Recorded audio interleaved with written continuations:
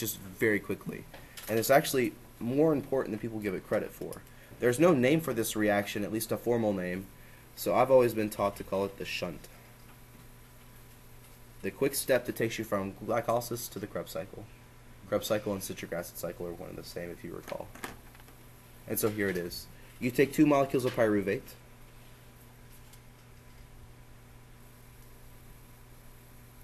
and you convert them into 2 molecules of acetyl CoA. The CoA part stands for coenzyme A. And this right here is the shunt. The movement to inside of the mitochondria.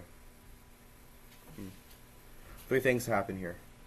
Yeah, remember the 3 things that are happening here. The first is pretty obvious. You added in coenzyme A. It's not there at the beginning, it's there at the end, so you obviously had to add it. The other thing that's happening is that you release off some CO2, carbon dioxide. Now let's make sense of this. You have 2 pyruvates, pyruvate 1 and pyruvate 2. Since they're the same chemical, they should have the same appearance, right?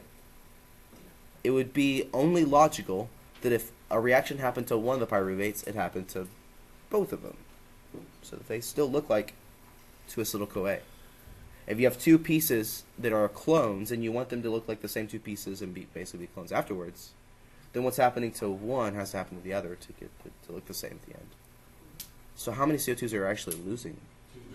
Yeah, you'd have to lose 2. So in truth, I should have written, you're adding 2 COAs.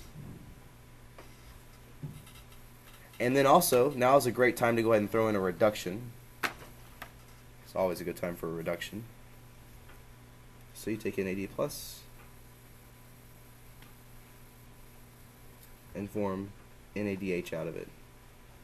And I should go ahead and write the number 2 in front of both of those. And what type of reaction is this? Oxidation or reduction? Reduction because you've gained the H. Sir? That doesn't go like directly into the mitochondria, does No, it does actually. Like all the while, you know how like you have a magnet, and then let's say you have the positive end of a magnet, right?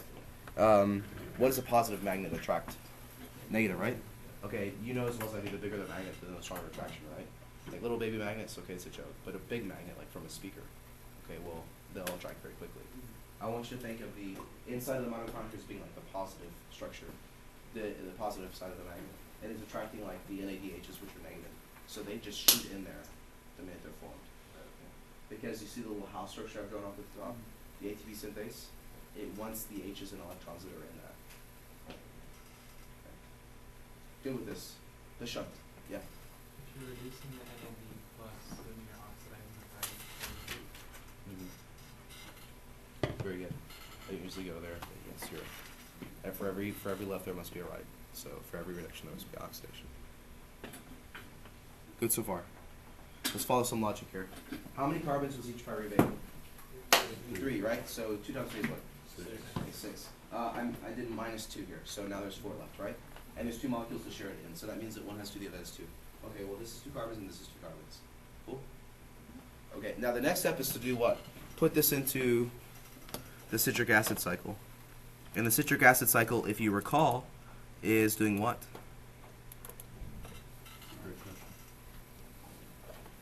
It is a great question. Do you know the great answer to it? I'm looking. Say what? Okay, so in short, you are continuing the enzymatic breakdown of your glucose derivative, of your glucose thing, your glucose sugar, or the pieces left of it, right? Okay. So I want to show you a picture. Okay. Oh no. Here it is. You okay with this? What is this a picture of? A cycle. What cycle would it be? Of course. How do you know that?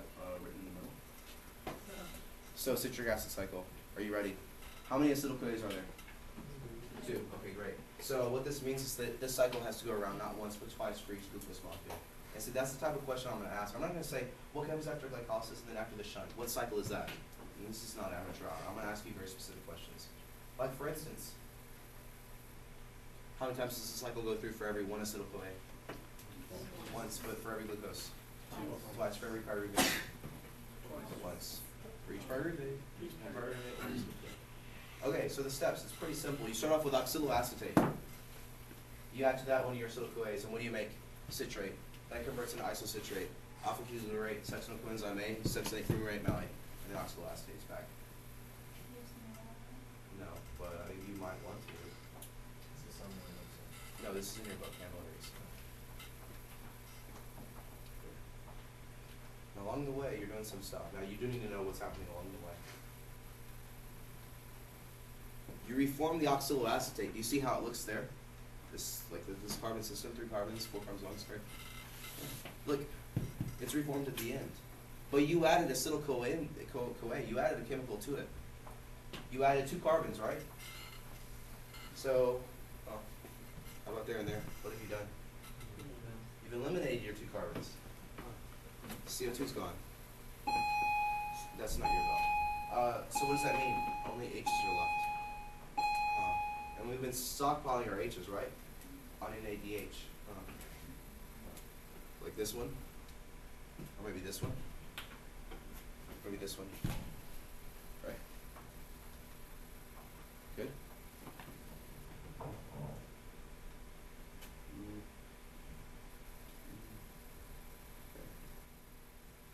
There's 2 carbons in each acetyl-CoA, right? For every 2 carbons, there should be 4 H's if you look back at glucose, C6H12OH, right? For every 1 C, there should be 2 H's, right? So 2 C should be how many H's? 4, right? That means I can make 4 electron carriers for each acetyl-CoA, right? Okay, I'll show you. 1, 2, 4. So it's all logic now. Like this, you're going down your steps. So how many NADHs can you make? 3 for each acetyl-CoA.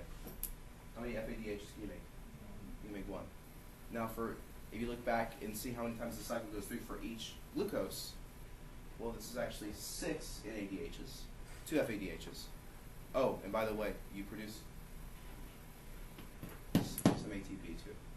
2 ATP by substrate level phosphorylation, much like yesterday. Question? It's FADH2. That's right. Wouldn't that be an extra 8? No, because honestly, it's not. Like this should be FADH in all honesty. It's just that's a kind of a typo in the book. But it's FADH. Only 1 IH, but still 2 electrons. At some point. I'm sorry, what? A little bit, yes, but actually, it's just no. It's just they didn't know that back in like